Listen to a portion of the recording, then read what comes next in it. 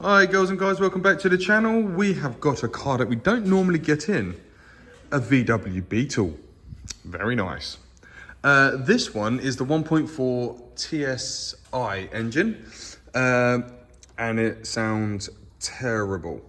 What we believe is, we've had a water pump failure. Common signs are water expansion tank is empty, and it sounds bad.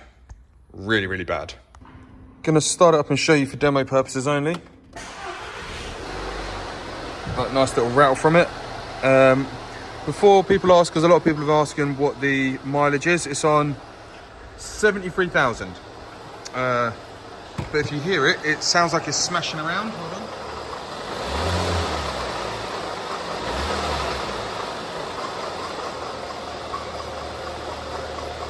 Don't know if you can hear the chirping noise.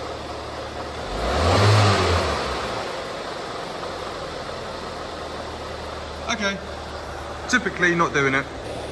It's always the way. Like, it come in sounding like a timing tensioner had failed, but now I want to show people it doesn't want to do it. Must be shy. So what I found, if you look down here, you see where there's water leaking out. That belt isn't spinning, but the one next to it is. So I'm gonna turn that off now. Okay, I think it is actually like properly failed now because one was turning, one wasn't. I'll show you what the water pump looks like. Of course, they are yet another stupidly overcomplicated design. So, the water pump looks like that. We've got two pulleys, a plug, and a lot of overcomplicated nuisance-ness. Don't even know if that's a word, but it is. So the weird thing is, the outer pump pulley drives the actual water pump. Hold on, I need some more hands. So this pulley turns the water pump, but if you hold that pulley, that does that, and this one turns the whole thing.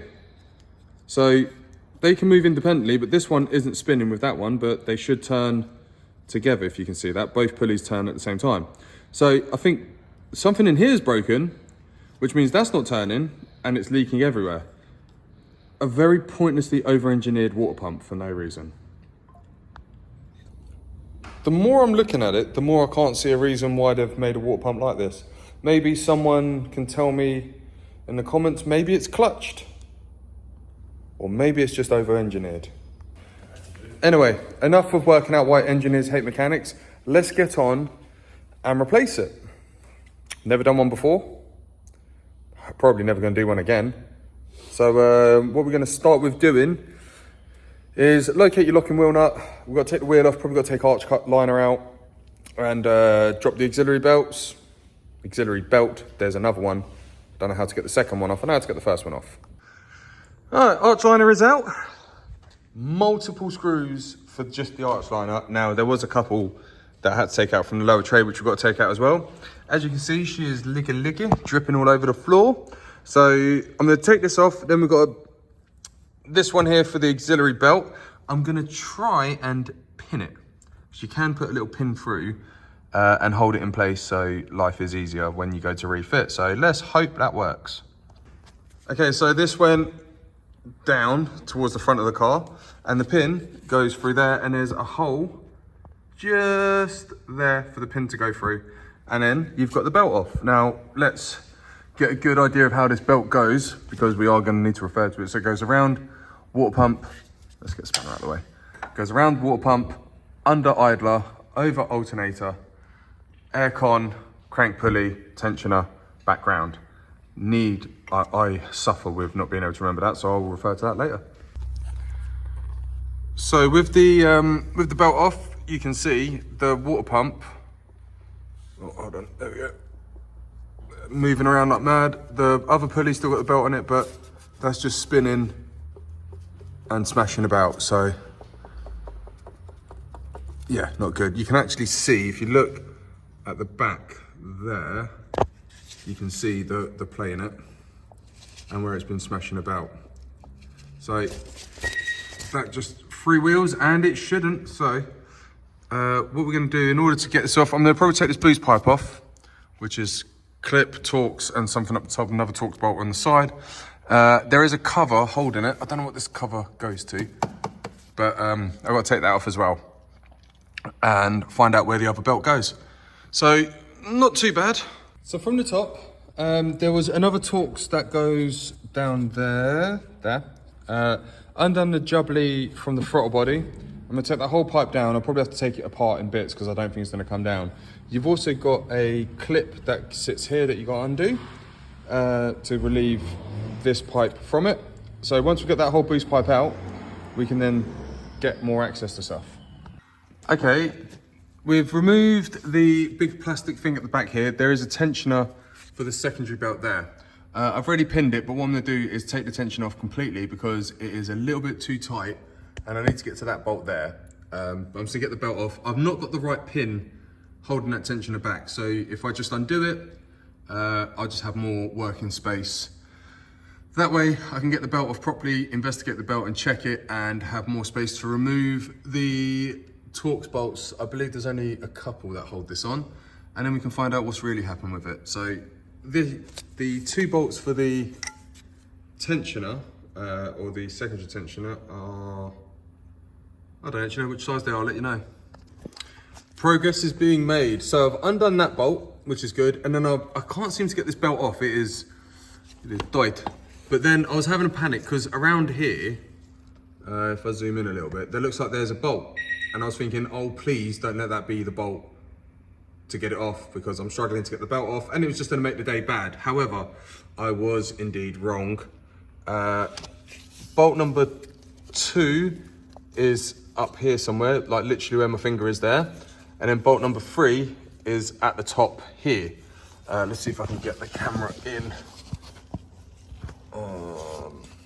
There it is, there's 1 and there's 2. So there's only 3 bolts on this one, and I know that because I matched it up with the new one. So 1, 2, 3 bolts, perfect. So now let's get the other 2 out. Well, in the mix of a little bit of confusion, I've lowered the car down, removed the top box. It was easier to do it from here, which it's still stuck in there, as you can just see there. And yeah, just removed the water pump. Used the little lever bar to give it a little bit of persuasive maneuvering. And it's out. Now let's get it out and I can show you how it failed. Well, in the essence of while the car's draining, I've got to clean it all up. I whipped out the 4 Torx bolts.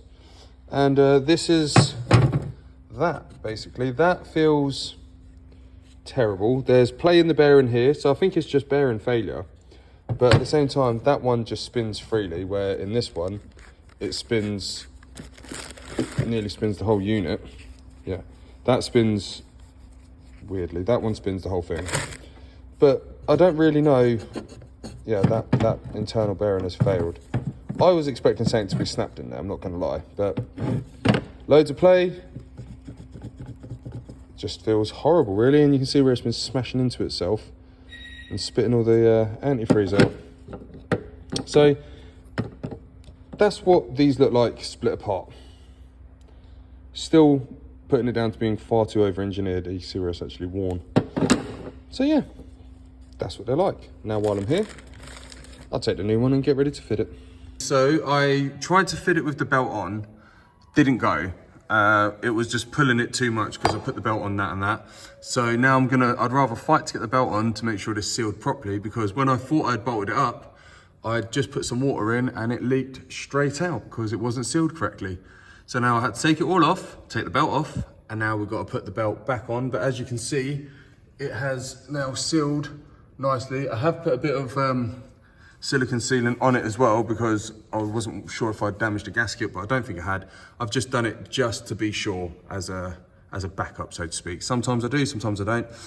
So now I've got to feed the belt on and make sure that it's not leaking, but now let's have fun with that belt. So that was, although there is slack, it was tight to get on. What I ended up doing was getting this, that is a 16mm, getting that on a ratchet, holding the belt with my thumb and just, well, stretching it on like you would put on a stretch belt. Wasn't the easiest, but it's on. Now, let's check for leaks and start the rebuild. Okay, so I filled it up once already. Just give the pipes a little squeeze and now it's glugging away. So antifreeze in, we had no leaks. I've already refitted the boost pipes and all the pipes at the bottom, screws are in, auxiliary belts on and the other belts on. I was talking to a friend of mine and I think this is compound charged, as in it's got a supercharger and a turbocharger.